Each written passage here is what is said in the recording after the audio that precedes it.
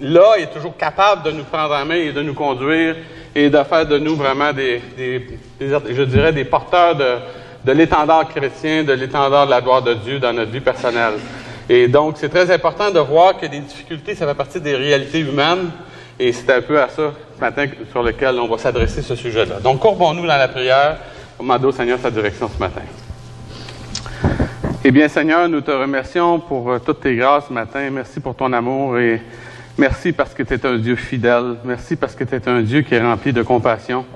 Un Dieu qui nous aime et qui désire vraiment nous conduire pas à pas et nous montrer le chemin qu'on doit suivre. Seigneur, ce matin, c'est toi qui nous as donné ta parole, c'est toi qui nous donnes ton esprit, c'est toi qui nous accompagnes dans nos faibles moyens.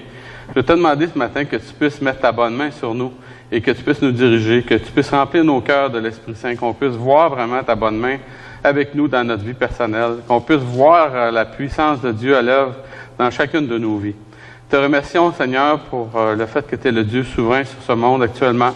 On te demande, notre Dieu, que tu puisses continuer de régner, que tu puisses te manifester, que ces hommes, ces femmes qui sont autour de nous, ces 80 000 personnes et plus, puissent un jour découvrir la gloire de Dieu, comment tu es grand et comment tu es puissant. Te remercions ce matin pour toutes choses et je te demande d'être avec chacun de nous dans nos cœurs et d'être toi avec moi dans ma faiblesse humaine. Je suis juste un être humain et j'ai vraiment besoin de ta grâce ce matin d'une façon particulière pour apporter ta parole. Au nom de Jésus. Amen. Donc, ça ne bouge. Ah, ok, ça marche. Donc, la question c'est, avez-vous toujours compris ce qui vous arrivait dans votre vie? Est-ce que vous comprenez tout, vous? Juste savoir. Toutes les circonstances de votre vie, les événements de votre vie. Je pouvez vous dire que quand vous abordez l'existence de Dieu, vous êtes des vrais professionnels de la vie. Qu'il n'y a rien pour vous ébranler. Il n'y a rien qui peut vous empêcher. Parce que vous êtes des chrétiens, il n'y a rien qui vous touche. C'est comme vous êtes comme une roche qui flotte au-dessus de l'eau. Là. Tu comprends? Ça fait, elle fait juste des bonds et on a l'impression qu'elle ne calera jamais. Et je crois personnellement que quand on devient chrétien, il se passe des choses évidemment, on se convertit, on découvre la vie par la foi. C'est quelque chose qu'on ne connaissait pas avant. C'était là, mais on ne le savait pas. Avant d'être chrétien, on vit par la foi sans le savoir. Tous les gens non chrétiens posent des gestes de foi tous les jours. Ils croient qu'ils vont aller au travail, ils vont mettre le petit bâton de métal dans le commutateur, puis ils vont tourner ça, puis ça va partir. Il y a une mécanique qui va partir. C'est un acte de foi, ça. C'est pas sûr que ta voiture parte. C'est pas sûr s'il fait vraiment froid, tout ça, mais c'est un acte de foi. Tu présumes que quand tu vas mettre le petit bâton, tu vas tourner ça, on appelle ça une clé, et que ça va partir. Donc, c'est une chose qui est sûre, c'est quand on devient chrétien, là, on commence à conscientiser des choses, on commence à réfléchir, on devient de plus en plus conscient, on commence à vivre en comptant sur Dieu. Chose qu'on ne faisait pas avant. Avant ça, on se disait, Dieu existe-t-il? Y est-tu quelque part? Est-ce qu'il peut vraiment interagir dans ma vie personnelle? Et à partir de ce moment-là, on avait toutes sortes de questions sans réponse. On réfléchissait intérieurement. Des fois, on en parlait à quelqu'un d'autre. Je me rappelle d'avoir parlé à beaucoup de personnes avant d'être chrétien à propos de la question de la spiritualité, le sens de la vie. On est-tu là pour quelque chose? Il se passe rien après. Qu'est-ce qu'on vient faire? Qu'est-ce qu'on vient faire ici-bas? C'est une question existentielle profonde et la Bible nous dit, que Dieu a mis dans notre cœur la pensée de l'éternité. Cette notion-là nous habite. Et à partir de ce moment-là, quand on devient chrétien, Dieu se révèle à nous et il nous exhorte par la parole de Dieu à commencer à vivre en comptant maintenant sur lui. Donc, on commence à partager, non seulement à vivre pour lui, mais on commence à partager notre expérience autour de nous. On dit, hey, tout est possible à celui qui croit, on se promène, et puis on annonce la bonne nouvelle. Je me rappelle de mes premiers pas des années 77. J'allais partout, puis je courais, puis je donnais des traités, puis j'arrêtais pas, j'avais le ventre à terre, mon ami. Dans ce temps-là, j'avais pas de ventre, là, parce que je courais.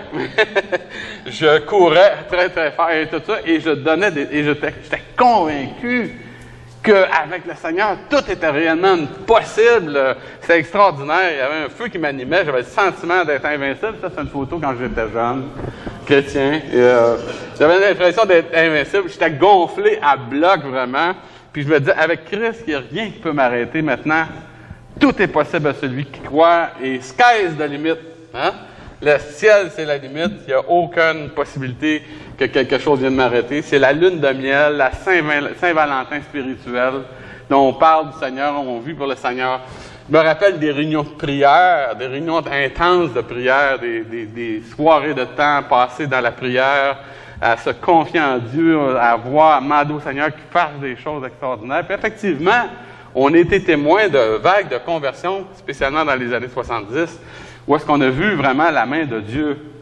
On a vu que des choses merveilleuses étaient là. On était convaincus qu'effectivement Dieu nous aimait, que Dieu nous aimait tellement qu'il avait donné Jésus-Christ, son Fils unique, pour chacun de nous. C'était le temps dans lequel on regardait le ciel et on voyait un mot apparaître, c'était le mot « l'amour ». L'amour de Dieu. Et ça, c'était extraordinaire. C'est quelque chose d'unique. Et j'espère que si vous avez, quand vous êtes convertis, vous avez vécu quelque chose de semblable. Parce que, vous savez, c'est un peu comme des fois le coup d'envoi de la vie chrétienne. On voit Dieu. Dieu fait toutes sortes de choses merveilleuses parce qu'on est des jeunes chrétiens puis il veut encourager notre foi.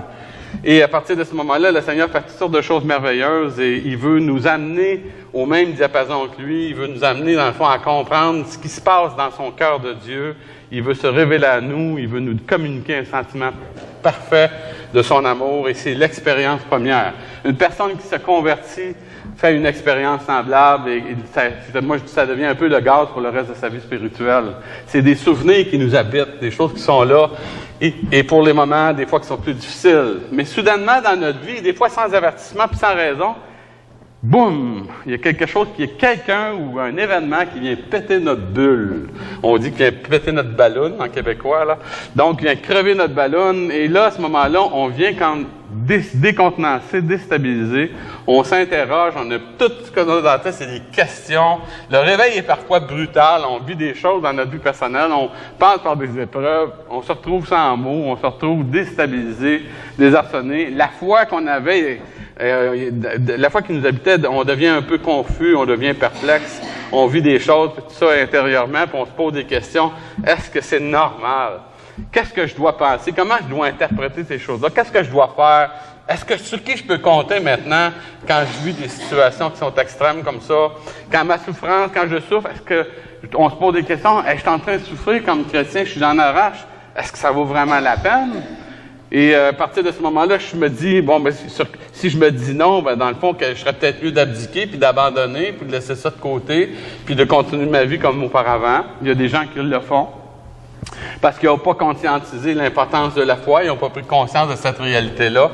Et à partir de ce moment-là, on peut voir dans le fond que on fait des découvertes que le chemin de la foi, c'est pas nécessairement le chemin le plus facile. On a effectivement des vérités bibliques qui nous reviennent. C'est une route dans laquelle on comprend pas toujours tout. Je sais pas si vous avez remarqué, comme chrétien, il y a beaucoup de points d'interrogation qu'on a dans notre esprit. On se pose des questions, on vit des épreuves et tout ça, et Dieu ne nous explique pas tout. Il nous explique pas le pourquoi de chaque étape de notre vie personnelle. Moi, j'aimerais vraiment ça, que la pédagogie chrétienne, ça soit qu'à chaque fois que je vis quelque chose, que je sois convaincu qu'après, Dieu va me donner une explication claire. Je sais pas si vous êtes comme moi. Moi, j'aimerais ça que chaque chose qui se passe, après, là, même si l'événement est difficile, même si les choses sont difficiles à vivre, j'aimerais ça qu'après ça, Dieu me dise, et voici, Daniel, ça, pourquoi tu as vécu ça. Ça, là, bon, si je voulais que tu apprennes telle leçon dans cette situation-là. Tu l'as appris, c'est correct, OK, on passe à une autre épreuve, on passe à une autre étape. On aimerait ça que les choses soient comme ça, mais c'est pas toujours comme ça.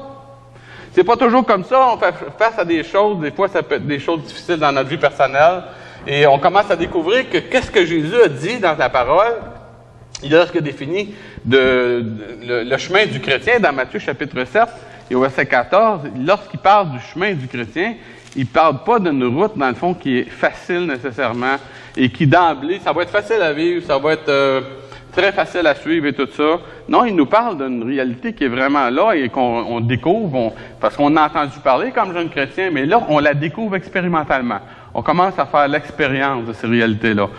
Il dit ceci, il dit « Entrez par la porte étroite, car large est la porte et spacieux est le chemin qui mène à la perdition. » Il est très populaire, il y en a beaucoup qui rentrent par là.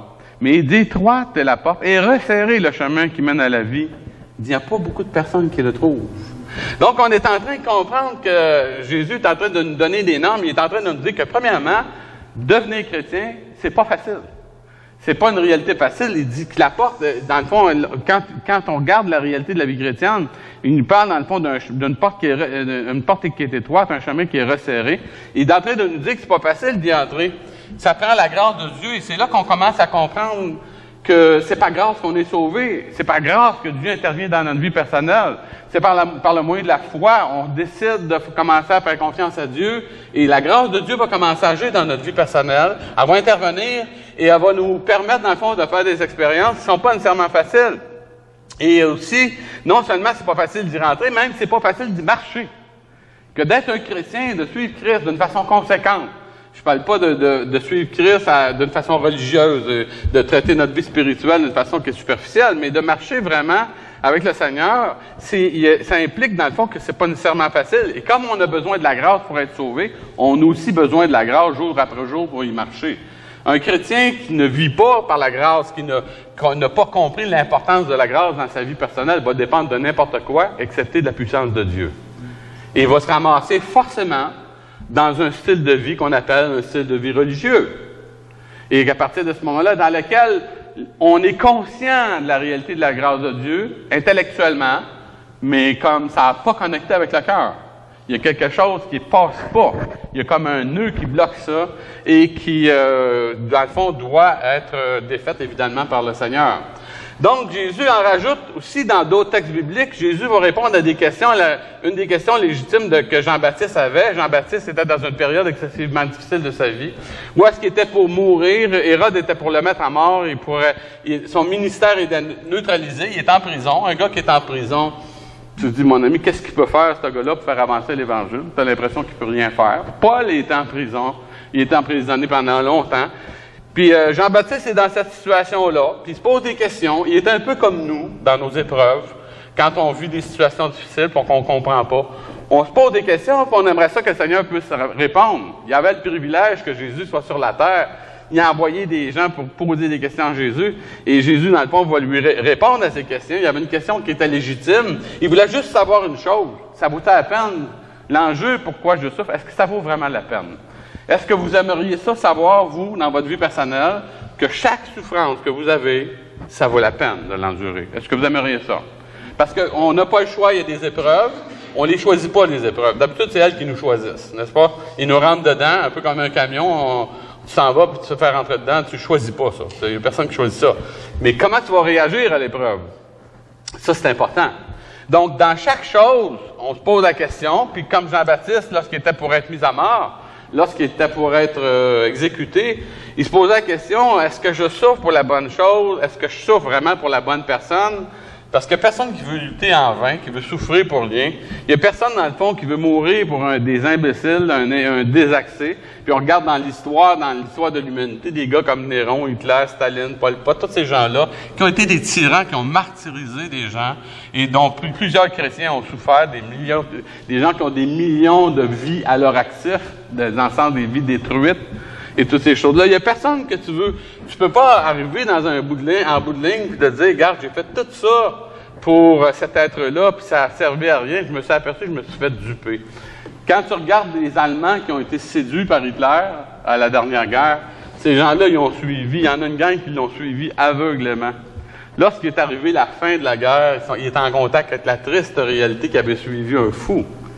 Et c'était vraiment une prise de conscience, j'imagine, qui a dû être excessivement difficile au niveau de la conscience nationale. Comment ces gens-là ont été séduits, comment ils ont été aveuglés.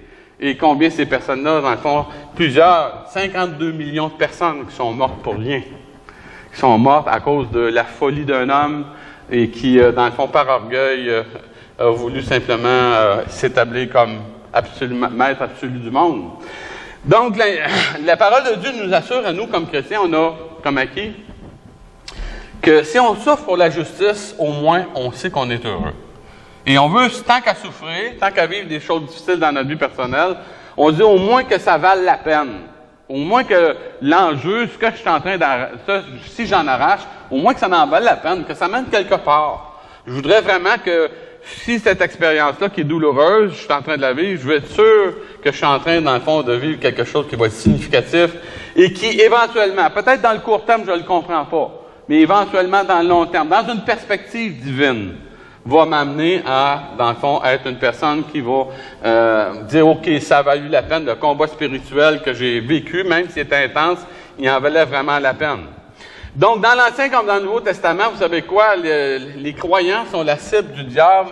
Et Jésus explique à ses disciples, et c'est dans Matthieu chapitre 11, verset 12, Jésus explique à ses disciples justement qu'est-ce que c'est en tenant compte, en parlant dans le fond de Jean-Baptiste. Il veut vraiment faire comprendre à ses disciples qu'il y a une réalité qui est là et qui est très importante, qu'ils doivent comprendre dans leur vie personnelle. Et il parle, dans le fond, de l'exemple de Jean-Baptiste. Il veut parler de cet être-là qui est un homme qui était dit le plus grand dans l'Ancien Testament et qui, comme personne, dans le fond, est devenu un modèle pour tous les croyants de l'Ancien Testament, un homme qui a vraiment dédié sa vie au service du Fils de Dieu.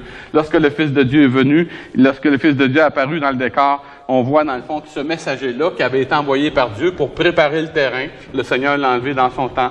Et dans le fond, il est en train de... C'est lui qui se pose ces questions-là.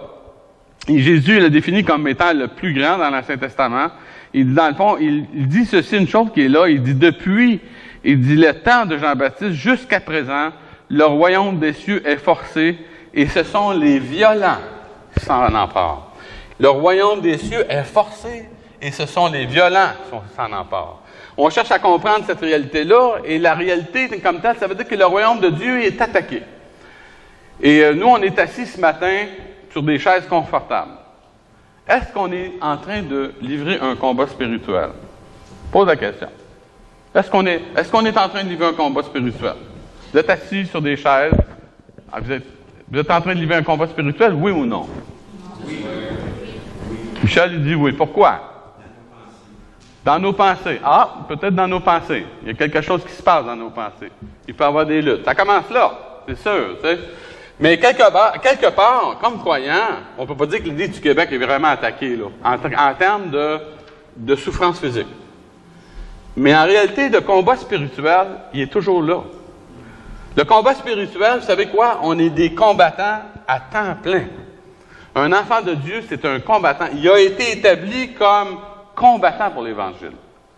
On décide d'être des bons combattants ou peut-être des combattants de second ordre. Mais une chose qui est sûre, c'est que, en ce qui concerne le diable, lui est décidé.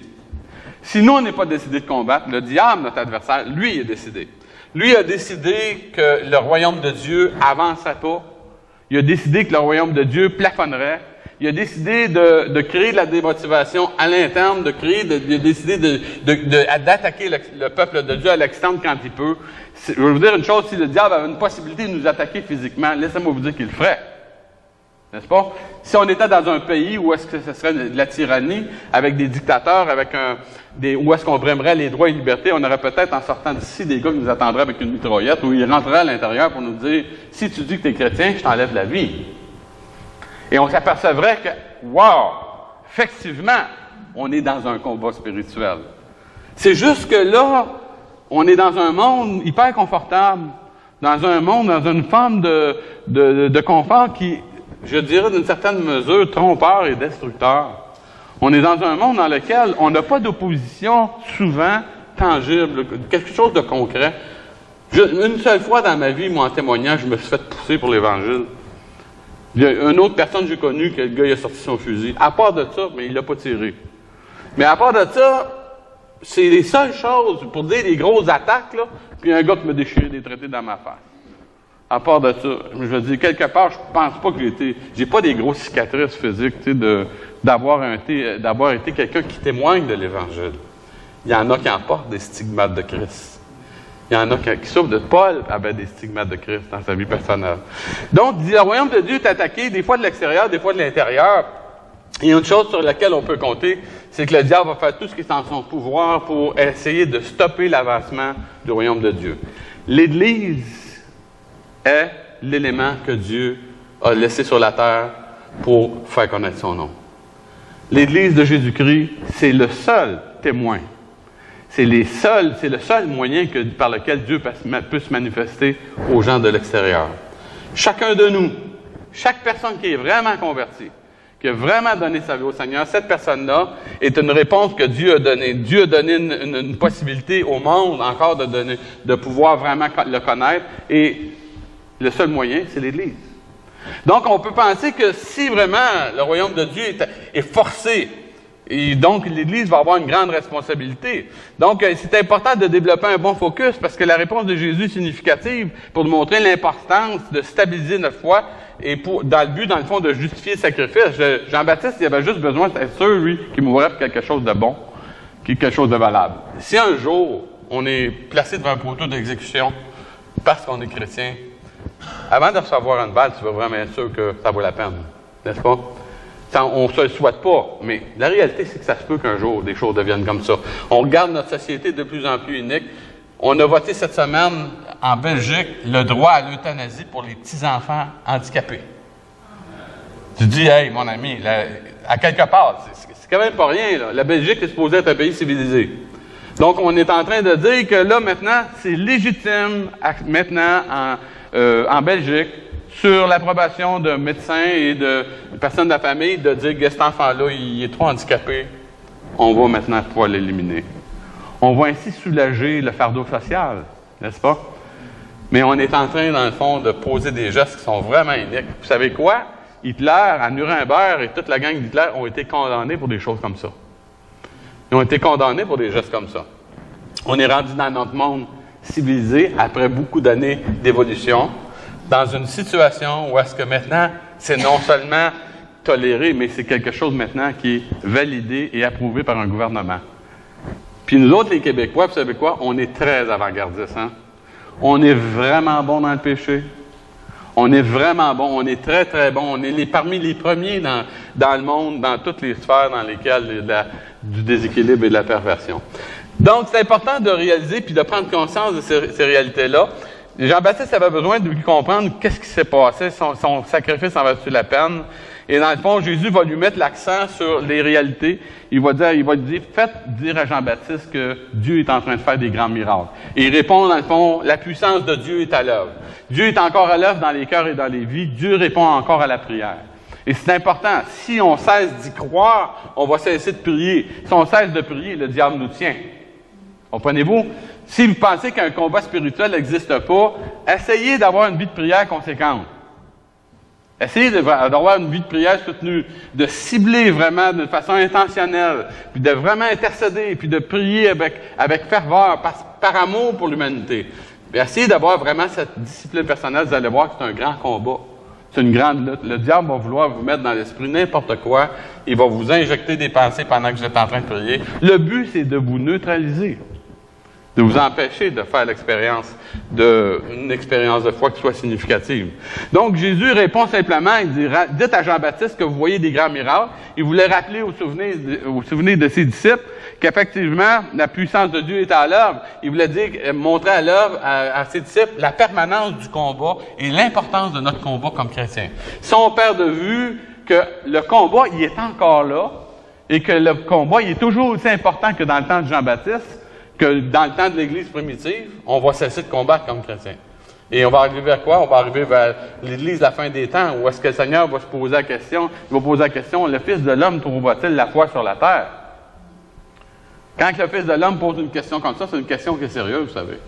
C'est-à-dire qu'on est en train de comprendre qu'il y a effectivement un combat, puis une de ces choses-là, on est mieux de regarder en arrière pour apprendre nos leçons d'histoire. On est mieux de regarder en arrière, de dire, hey, comment le Dieu a travaillé dans l'histoire de l'humanité et comment le diable aussi a travaillé dans l'histoire de l'humanité. Donc, c'est important, je crois que c'est personne qui aime souffrir en vain. Et c'est important, Jésus amène une introspective dans laquelle il nous dit jusqu'à présent, puis je dirais même avant, parce qu'on va remonter dans l'Ancien Testament, le royaume des cieux est forcé, il est attaqué, il est ciblé. Le diable se charge des serviteurs de Dieu. Le diable va tout faire pour être capable, dans le fond, d'amener des tensions de plus en plus continuelles, créer des choses qui vont vraiment viser à déstabiliser les hommes de Dieu, les enfants de Dieu. Il va prendre tous les moyens pour vous amener à vous décourager de votre foi. Sachez-le, puis prenez-en conscience, parce que si vous n'en prenez pas conscience, vous allez penser que la vie chrétienne, c'est juste un genre de rituel dans lequel on va vivre notre vie chrétienne sur une base optionnelle. On va vivre notre vie chrétienne, ça peut être à temps plein, ça peut être à temps partiel, mais sans vraiment une intention profonde de vraiment non seulement connaître Dieu, mais de le révéler dans notre vie personnelle. Et quand on regarde, dans le fond, Jésus parle de toutes les tensions continuelles qu'un serviteur doit assumer, le prix qu'il doit payer pour être prêt à servir et faire avancer la cause. C'était pas quelque chose qui était léger. Et il voulait, dans le fond, que tous les disciples, ses disciples, ceux qui étaient avec lui, qui le côtoyaient, puissent faire cette expérience-là et comprendre, dans le fond, qu'il y avait vraiment un prix à payer pour leur foi personnelle. Ce sont les violents qui s'en emparent. C'est-à-dire que, dans le fond, depuis tous les temps, le royaume de Dieu a toujours subi des assauts. Que ce soit dans l'Ancien ou dans le Nouveau Testament, le royaume de Dieu était attaqué, et ça, les inconditionnels, ceux qui ont vraiment donné leur vie en sacrifice. Si on n'a pas donné notre vie à Jésus-Christ en sacrifice au départ, on ne sera jamais capable de maintenir le cap par la suite. Donc, c'est très important quand on parle de l'engagement chrétien ou de l'engagement d'un croyant, parce que c'était vrai autant dans l'Ancien Testament que dans le Nouveau Testament, il y avait vraiment quelque chose de vraiment essentiel, c'est qu'à chaque jour, on doit se replacer sur l'autel des sacrifices. On doit se redonner à Dieu. Aujourd'hui, vous êtes peut-être victorieux dans votre vie chrétienne. Demain matin, vous allez peut-être vous lever et votre journée ne sera pas pareille pantoute. Pierre disait hier en réunion d'hommes, tu te réveilles un matin, ça a bien été le jour d'avant, mais le lendemain matin, tu te réveilles, tu es tout croche, mon ami, puis ça va mal, puis tu sais pas pourquoi. Comment ça se fait que des choses comme ça arrivent? Des fois que c'est émotionnel, mais des fois, vous savez quoi? C'est spirituel. C'est un combat qui est spirituel, parce que le chrétien, dans le fond, c'est une personne qui a été laissée là et que Dieu a intentionnellement mis sur la terre dans le but, dans le fond, de se refléter, de se faire connaître aux êtres humains qui sont autour de lui. Et dans le fond, ce que Dieu veut et ce qu'il cherche, c'est des gens qui pas cherchent simplement à montrer leur christianisme par des genres de gros exploits, de se faire voir ou de faire voir quelque chose par leur façon de faire des choses, mais qui, jour après jour, sont prêts à persévérer avec le Seigneur. Vous savez, c'est très important, jour après jour après jour. Quand Jésus nous a dit chaque jour suffit sa peine, demain va avoir soin de lui-même, il est en train de nous donner un message qui était très important. Il est en train de nous dire, demain, ça va être différent. Demain, tu ne sais pas de quoi demain est fait. Jacques nous le dit, tu ne sais pas de quoi demain est fait. Tu peux peut-être penser que tu vas trafiquer, tu vas faire toutes sortes de choses, mais tu ne sais pas vraiment de quoi demain est fait. Aujourd'hui, tu es sûr de ce que tu as. Arrange-toi donc pour que ta journée d'aujourd'hui soit bien vécue. Qu'elle soit vraiment vécue par la foi et, dans le fond, persévère dans les choses, même si tu ne comprends pas. Si tu arrives dans une situation dans ta vie chrétienne, tu dis « Je ne comprends pas, Seigneur, ce qui se passe. » Ça vous dit que je suis arrivé à un moment comme ça, ceux qui ont expérimenté ça. Moi, je me dis, dans ma vie, je me dis, Seigneur, je ne comprends pas vraiment qu'est-ce qui se passe. Il y a des journées comme ça. Tu te dis, je ne comprends pas qu'est-ce qui se passe. Le combat est tellement rude, tu as des tensions, tu vis toutes sortes de choses. La règle, c'est apprends à faire confiance à Dieu, même si tout semble perdu. C'est très important dans notre vie personnelle. Dieu cherche des gens fidèles, persévérants, ce qu'on appelle dans la Bible des croyants. La fidélité, un croyant, c'est une personne qui, par définition, est une personne qui est fidèle et qui persévère dans la foi. Donc, c'est important. Dans l'Ancien Testament, quand on regarde David, si je vous dis comme ça, comment les gens connaissent David? En général, pourquoi est-ce que les gens connaissent le nom de David dans l'Ancien Testament? Pourquoi? À cause de Goliath, c'est sûr. Les gens se rappellent de lui à cause de Goliath. Il se rappelle, dans le fond, de cet être-là, parce qu'il y a un petit bonhomme à affronter un jour un gros géant. Ça, c'est impressionnant. Si vous parlez aux enfants, qu'est-ce que c'est qui les impressionne le plus? C'est les dinosaures. Pour eux autres, c'est gros, c'est gigantesque, puis tout ça, ça les impressionne tellement. Mais dans la réalité, quand tu regardes l'histoire de David, dans le fond, c'était juste le début de son combat personnel. Quand on s'est converti, on a vu des choses extraordinaires de la part de Dieu, et ça nous a impressionnés, puis on avait besoin de voir vraiment faire cette expérience-là. Mais c'est pas tous les jours qu'on fait des expériences comme ça. Au quotidien, on est en train, dans le fond, de subir des attaques. Exactement comme David, il a subi des attaques pendant des années et des années. Saül le poursuivait. Saül était après lui, puis il voulait lui faire la peau. Il voulait, dans le fond, le tuer. Il voulait l'éliminer de la carte, l'enlever de là. Et il l'a amené, dans le fond, dans une situation dans laquelle il était pour être complètement détruit. David a aussi des attaques au niveau moral. Il a été attaqué, le diable l'a attaqué au niveau de sa moralité. Il a été séduit avec Bathsheba. Donc, quand tu regardes ce gars-là, tu dis, mon ami, c'est un gars qui a vraiment vécu des choses dans sa vie personnelle et son péché a eu des énormes répercussions dans sa vie. Des fois, on interprète le péché d'une façon de se dire, « Ah, j'ai juste cédé à quelque chose qui me tentait. J'aurais peut-être pas dû. » mais c'est quelque chose qui me tentait, puis j'ai cédé. Et c'est juste comme ça. On a l'impression que c'est juste comme une mauvaise habitude. On a l'impression que c'est superficiel, puis j'aurais pu le faire comme j'aurais pu pas le faire, mais c'est pas plus grave que ça. Non. Le péché, c'est une attaque du diable dans notre vie personnelle. La Bible nous dit que le péché entraîne la mort. Le salaire du péché, c'est la mort de notre vie personnelle. Donc, on est en train de comprendre que si on veut vraiment voir les choses avec une perspective biblique, que le péché, dans le fond, va avoir des répercussions énormes, comme David a eu des répercussions énormes sur sa vie personnelle, sur sa vie, sa famille, sur la vie de son peuple. Il a vécu toutes sortes de choses. Il y a eu une destruction incroyable qui s'est faite dans sa vie personnelle. L'inceste dans sa famille, avec Tamar qui a été violée par son propre frère Amnon. Et dans le fond, les conséquences de ça, Absalom s'est vengé, il a tué son frère. Et on a vu la rébellion, toute la rébellion de tout un peuple, et une fuite. David est obligé de fuir devant son propre fils, qui a couché éventuellement avec ses concubines. Et toutes ces réalités-là, toutes ces réalités-là ont été simplement le fait, dans le fond, que David a choisi dans sa vie de désobéir.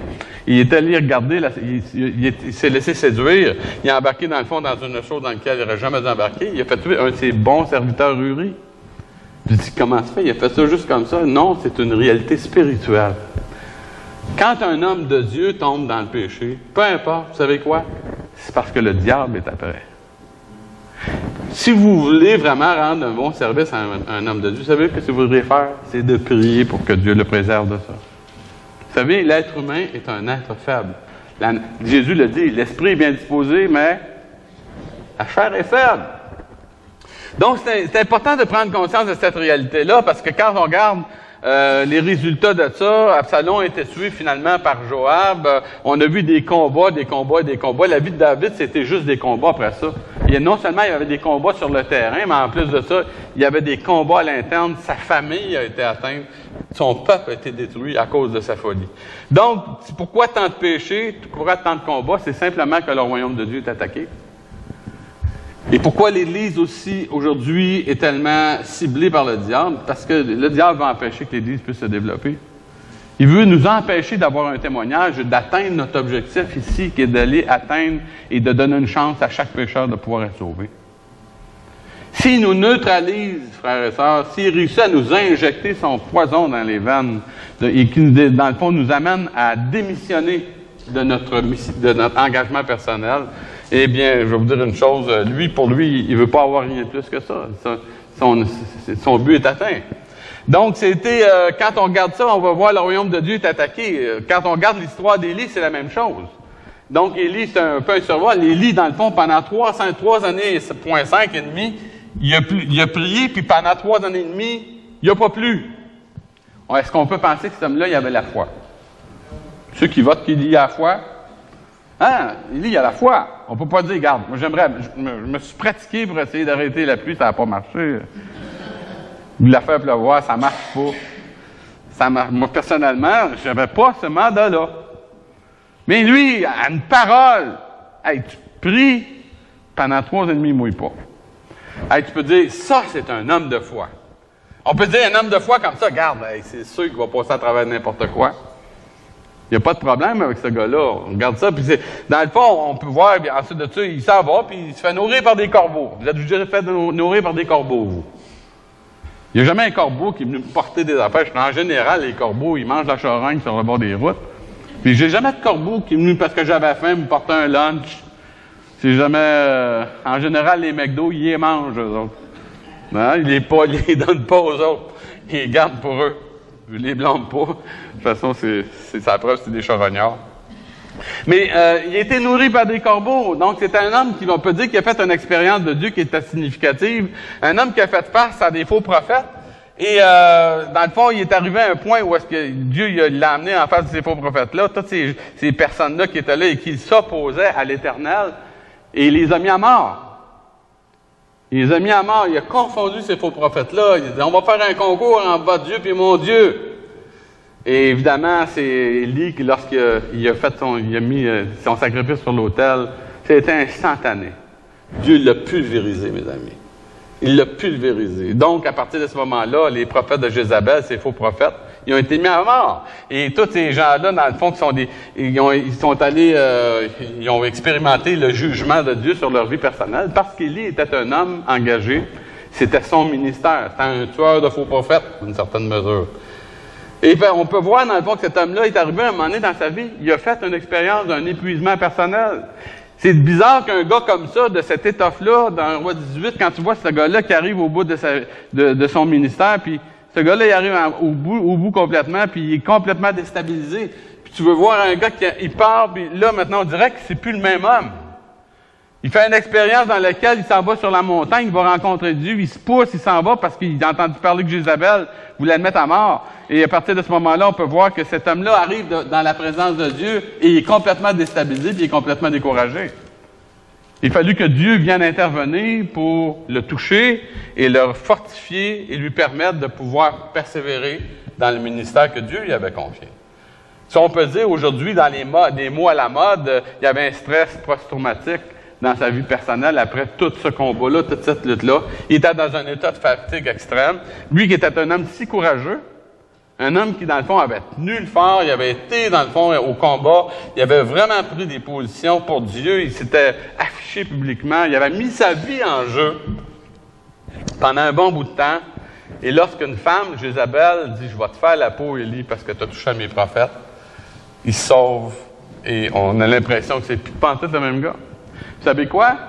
L'épuisement, arriver au bout de nos forces, ça peut arriver à n'importe qui dans notre vie personnelle.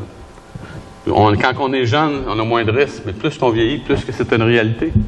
Plus qu'on va et plus qu'on fait une expérience dans laquelle on s'investit, il y a des fois qu'il y a des gens, des missionnaires, des gens qui ont été sur le champ, qui ont été au bout de leurs ressources, qui ont été au bout de leurs forces, et des personnes qui ont tombé dans des graves dépressions, dans des situations très, très difficiles. Pourquoi? Parce que, simplement, ils ont été jusqu'au bout de leurs ressources. Et à ce moment-là, ces gens-là, ils ont atteint leurs limites. Même les plus grands héros peuvent atteindre leurs limites, vous savez. Puis des fois, on peut avoir l'impression qu'on était hier un héros en train d'en faire quelque chose, puis le lendemain, on a l'impression qu'on est un zéro. Qu'on n'a vraiment plus, dans le fond, les ressources qu'on aurait dû avoir, puis on est déstabilisé, puis on se pose des questions. Donc, c'est possible à n'importe qui, même comme chrétien, de perdre le focus. Et c'est pour ça que c'est important, quand on parle de combat de la foi, quand on arrive à une extrémiste dans nos limites personnelles, tu atteins tes limites, tu arrives au bout du rouleau. Hein, l'expression est vraiment bonne. Tu arrives au bout du rouleau, c'est-à-dire qu'il n'y a plus rien quand tu arrives au bout du rouleau. Tu n'as plus rien. Tu as beau essayer de faire n'importe quoi, tu es au bout du rouleau. Tu te dis, qu'est-ce qui se passe avec moi à partir de ce moment-là? Comme tu regardes un gars comme Élie, tu te dis, hey, c'est un héros de la foi, ce gars-là.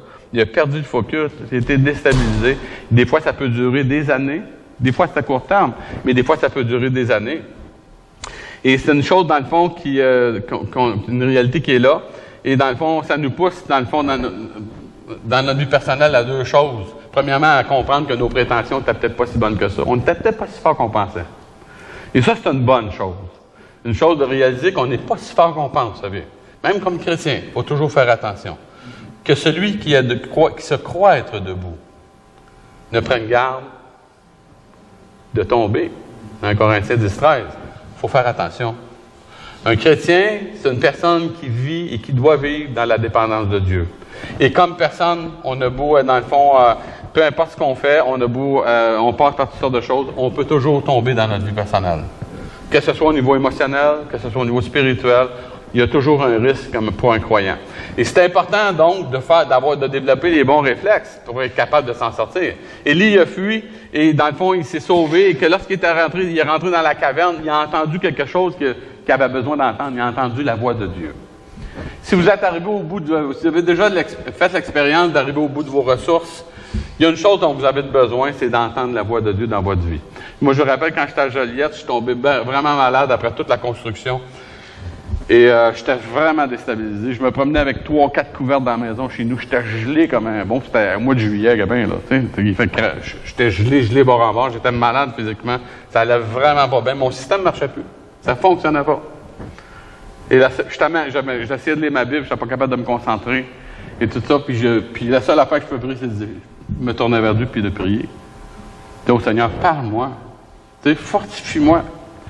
Et vous savez quoi? Dieu l'a fait. Dieu l'a fait, Dieu a eu pitié de moi. Et puis, j'ai pu faire vraiment une expérience progressive que Dieu a mis sa main sur moi. Il m'a donné du repos pour que je sois capable de remonter la pente. J'avais besoin de ça pour être capable de remonter la pente. Je ne suis pas toute seule. N'importe quelle personne, même la personne la plus solide dans sa vie personnelle, a vraiment besoin de voir la main de Dieu dans sa vie, a besoin d'entendre la voix de Dieu dans sa vie personnelle. On n'est pas si fort qu'on peut penser. Élie, dans le fond, était une chose. Et Jacques explique bien cette réalité-là. Pourquoi c'est arrivé à Élie? Bien, souvent, on va dire qu'Élie était un homme de la même nature que nous. Mais on dit ça parce que il a fait des miracles extraordinaires. On dit, il était de la même nature que nous, donc nous, on peut faire la même chose. Mais ça veut dire aussi qu'Élie était un homme de la même nature que nous. Il a expérimenté la même chose. Il avait la foi en Dieu. C'était un homme qui a prié avec insistance. Et puis tout ça, effectivement, Dieu a répondu à sa prière. Mais c'était un homme aussi de la même nature que nous. C'est un homme qui avait des faiblesses. Et il y a des hommes, des êtres humains, vous faites partie de ça, je fais partie de ça. On a la faiblesse humaine en partage. Et dans le fond, cet homme-là, à un moment donné, il a perdu le focus et il s'est sauvé pour protéger sa vie. Ça se peut dans notre vie personnelle. Moi, j'ai connu des serviteurs de Dieu fidèles, j'ai connu des chrétiens qui, pendant des années, ont bien fonctionné, puis à un moment donné, on aurait dit qu'il n'y a plus rien qui marchait. Plus rien ne fonctionnait. Et ces gens-là se ramassent dans des situations, non seulement ils savent pas, ils comprennent pas ce qu'ils sont en train de vivre, mais ils vivent la culpabilité en plus de ça, de ne pas pouvoir être aussi efficace qu'ils l'étaient auparavant. Et il y a tout le temps des bonnes âmes pour arriver à côté, pour des fois leur faire comprendre qu'ils ont sûrement un péché dans leur vie. Et c'est pas nécessairement le cas, vous savez. C'est pas nécessairement le cas. Il y a des fois que ça peut être vrai, mais c'est pas nécessairement le cas. Il y a des personnes qui, dans le fond, ont vécu une souffrance profonde. Des fois, c'est une détresse émotionnelle, des fois une détresse spirituelle et toutes ces choses-là. Ils ont juste perdu le focus. Et ils avaient besoin d'une chose, n'importe quoi, excepté de se faire dire qu'il y avait un péché dans leur vie. Ils avaient besoin de dire, garde, Dieu est encore là, puis Dieu va prendre soin de toi. Et c'est important de ramener le bon focus à cette personne. La main de Dieu, dans le fond, dans notre vie, c'est pas une chose qui est optionnelle. On a besoin de voir la main de Dieu dans notre vie personnelle. On a besoin, chacun de nous. On n'est pas, chacun de nous, il n'y a personne qui est suffisamment fort de dire, moi, je suis au-dessus de ça, je peux me priver de la main de Dieu. Je peux me priver de voir la main de Dieu dans ma vie. On a besoin de ça. Puis on doit demander au Seigneur, fais des miracles dans ma vie personnelle, fais des miracles dans ma vie personnelle, dans ma vie de famille, fais des miracles. Je veux vraiment voir, on a été témoins dans notre vie personnelle de toutes sortes de choses comme ça, on veut voir ces choses-là, et je crois que Dieu est à l'œuvre. On a tous vu des grandes choses qui ont été faites par Dieu dans notre vie personnelle, et on peut avoir expérimenté, puis peut-être qu'actuellement vous expérimentez quelque chose que vous ne comprenez pas, et vous êtes, dans le fond, vous n'êtes pas si différent de David, qui, malgré le fait qu'il avait jeté un grand géant à terre, il l'avait tué, après ça, tout le reste de sa vie, à cause de faiblesse de sa nature, à cause des faiblesses de sa chair, il avait une responsabilité personnelle. Mais à cause de la faiblesse de sa nature, de la faiblesse de sa chair, ce gars-là, il a fait une expérience dans laquelle, après ça, toute sa vie a été difficile. Tout le reste de sa vie était une situation qui était difficile. Donc, on n'est pas différent que ce soit de Jean-Baptiste, que ce soit de David, de Élie. On n'est pas différent, dans le fond, de toutes ces personnes-là. On n'est pas différent de personnes comme Épaphrodite. Quand tu tombes malade, Épaphrodite, qu'est-ce que Paul disait de ce gars-là? Est-ce qu'il disait que c'était un gars un sans-cœur qui n'avait jamais servi le Seigneur? C'est ça là, que vous vous rappelez d'Épaphrodite? Quel genre de personne que c'était? C'était un gars fidèle? Michel, quel genre de gars que c'était? Hein? Il avait exposé sa vie. Il avait exposé sa vie pour rendre des services, pour servir l'Église. Puis ça, il avait exposé sa vie. Puis Paul voyait ça comme une grâce extraordinaire que Dieu l'ait protégé. Il disait non seulement une grâce pour lui, mais une grâce pour lui-même, parce que c'était un proche de Paul. Et donc, on n'est pas si différent de ça. Ça se peut qu'à un moment donné, en servant le Seigneur, en faisant des choses, ça se peut qu'à un moment donné, on puisse avoir des séquelles de ça dans notre vie personnelle.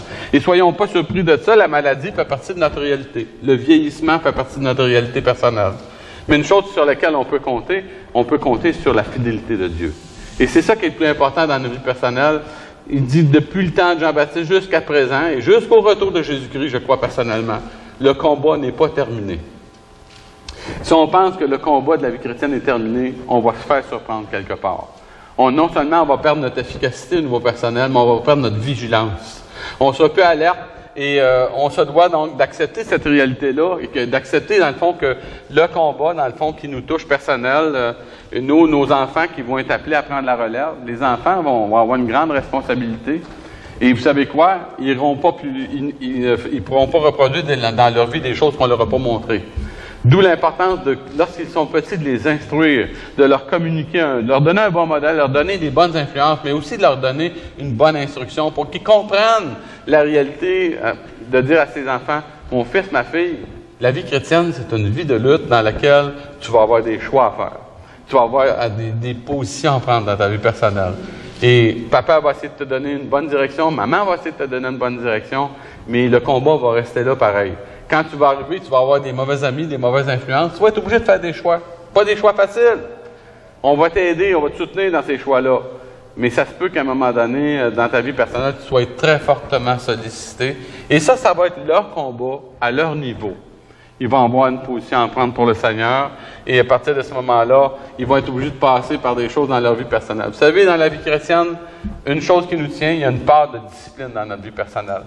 Dans notre vie ou à nous comme chrétiens. Donc, quand on parle dans le fond, de prier pour la génération future, de prier pour les conversions du monde, de prier pour un appel des missionnaires, de prier pour, dans le fond, toute la relève au niveau des ouvriers, ça, c'est souvent systématique. On va ramener ça devant le Seigneur. Il y a une discipline personnelle dans laquelle, dans le fond, on veut vraiment s'investir. Et pour être capable d'offrir un modèle autour de nous, il faut que les gens voient quelque chose. On veut être là, ils doivent voir des gens qui sont conséquents, qui sont en train, dans le fond, d'essayer d'en mettre leur vie chrétienne comme une réalité, comme une priorité.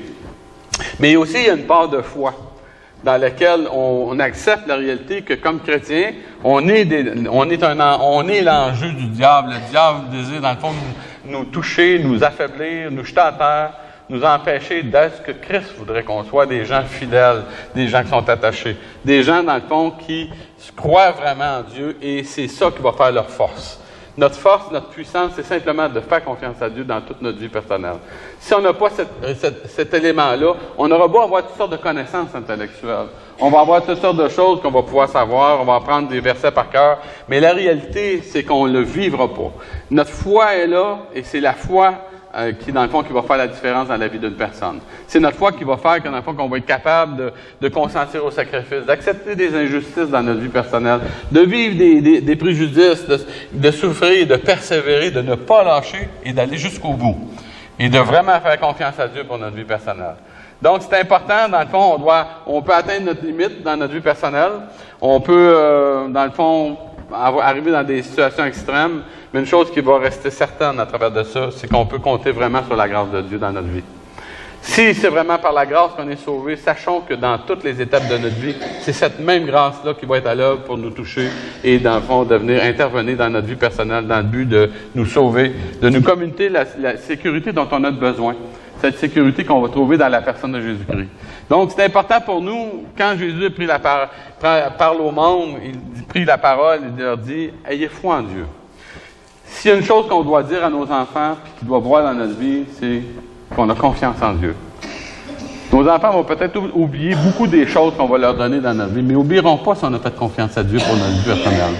Ils n'oublieront pas quand on va avoir été dans des situations difficiles nous-mêmes, quand ils vont nous voir souffrir à cause de l'Évangile, qu'ils vont voir que c'est pas facile pour papa, c'est pas facile pour maman, c'est pas facile pour des personnes que j'aime, mais je les vois, ces personnes-là, quand je les regarde, ils m'ont dit toutes sortes de choses à propos de Dieu, ils m'ont communiqué toutes sortes de choses sur Dieu, ils m'ont conté toutes sortes d'histoires bibliques, ils m'ont parlé de David qui affrontait les géants, ils m'ont parlé d'Élie qui a arrêté la pluie, ils m'ont parlé de beaucoup d'autres personnes.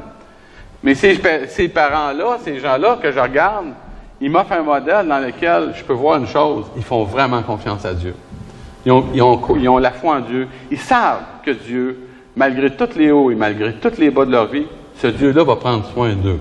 Dans l'extrémité, lorsqu'ils arrivent à l'extrémité de leur foi, lorsqu'ils arrivent au bout, dans le fond, de leur propre rouleau, mes parents ont toujours le réflexe de se rabattre sur Dieu. Et si nos enfants voient ça, ils n'oublieront pas ça, vous savez. Parce qu'eux-mêmes vont un jour peut-être être des parents. Hein? Ils vont être des parents, puis ils vont avoir à offrir un modèle, puis ils vont vouloir donner à leurs enfants des bonnes valeurs. Qu'est-ce qu'ils vont avoir à leur offrir? Bien, ce qu'ils vont avoir reçu en héritage. Et ce qu'ils vont avoir reçu, c'est ce qu'on va leur avoir communiqué. Ce qu'ils vont avoir appris peut-être à travers l'enseignement biblique, toutes ces choses-là, mais fondamentalement, ils ont besoin d'avoir une influence, un modèle. Des personnes qui sont conséquentes et qui ont cru à la parole de Dieu, comme ces hommes de foi, ces hommes qu'on considère comme des héros de la foi, des personnes qui ont fait la différence et qui ont été capables d'aller jusqu'au bout de leur vie. Ils ont tenu l'étendard, ils ont gardé le fort, ils ont persévéré jusqu'au bout parce qu'ils croyaient vraiment que l'enjeu dans lequel ils étaient impliqués valait vraiment la chandelle, qu'il valait vraiment la peine de persévérer, d'aller jusqu'au bout. Même quitte à souffrir, quitte à être dépouillé, à perdre des choses, ça valait la peine de persévérer. Parce que, dans le fond, l'enjeu, c'est qu'on s'en va vers le royaume de Dieu, l'établissement final du royaume de Dieu. Un jour, on va être dans la présence du Seigneur. Un jour, on va voir Christ tel qu'il nous voit. N'est-ce pas? Et ce jour-là, on va enfin récolter, on va avoir les dividendes de notre foi. On va récolter le résultat de toute la persévérance qu'on va avoir montré au Seigneur. L'attachement qu'on a montré à Jésus-Christ, on va le récolter au centuple. On va vraiment faire une expérience extraordinaire. La Bible nous dit que les souffrances du temps présent, c'est rien comparé à la gloire à venir qui nous est réservée. On va récolter un poids éternel de gloire. On va récolter de la part de Dieu une bénédiction au-delà de toute mesure. Donc, est-ce que la foi poussée à ses limites, qui est extrême, est quelque chose qui est facile à donner? Pas tout le temps. Il y a des fois que la foi, on peut se dire, hey, par la foi, Dieu m'a béni, m'a donné des choses. Peut-être. Il y a des fois que c'est comme ça. Mais il y a d'autres fois que la foi nous implique et on est pris dans une situation difficile et que la seule chose qu'il nous reste, c'est la bonne grâce de Dieu, dans laquelle on maintient le cap, on fait confiance à cette grâce-là. On dit au Seigneur, regarde, tu étais bon dans le passé avec moi. Tu es bon actuellement dans mon présent. Les choses sont difficiles, mais je sais, Seigneur, que tu vas prendre soin de moi pour le futur. Est-ce que vous croyez en Dieu pour demain, frères et sœurs? Est-ce qu'on croit en Dieu pour aujourd'hui? Est-ce qu'on croit en Dieu pour demain? Est-ce que demain, le Dieu que vous servez va être le même Dieu que le Dieu que vous avez servi quand vous étiez jeune chrétien, que tout allait, c'était merveilleux, ça allait tout comme sur des roulettes? Quand on va arriver, et moi je me rappelle de certains serviteurs de Dieu, je pense à M. Gazdic. M. Gazdic, qui était mon professeur d'homilétique, qui était un homme vraiment d'influence majeure, je dirais, dans notre association. Aujourd'hui, cet homme-là, il est à Alzheimer. Il est dans un centre. Est-ce que ce gars-là, tout ce qu'il a fait, ça valait pas la peine? Tu sais, c'est quand même quelque chose. Moi, ça me fait quoi? Parce que je me dis, c'est des personnes qu'on a appris, on s'est attaché, on a admiré. Hein? C'est une personne, dans le fond, comme ça. Mais un jour, vous savez quoi? Un jour, ça va être mon tour. Un jour, ça va être votre tour. Et c'est important qu'on réalise, on dit, hey Seigneur, ce que je suis en train de faire actuellement, ça vaut-tu vraiment la peine? Ça vaut-tu vraiment la peine, ce dans quoi vous êtes en train de vous investir? Si la réponse à ça, c'est oui, Seigneur, ça vaut la peine, parce que je sais que je peux te faire confiance. Vous allez garder le cap. Vous allez continuer de servir le Seigneur. Et Dieu va vous bénir dans votre vie personnelle. Il va vous encourager dans votre foi, puis il va faire de vous vraiment des personnes clés qui vont vraiment faire une différence dans la vie des personnes. Donc, que Dieu vous bénisse et vous accompagne.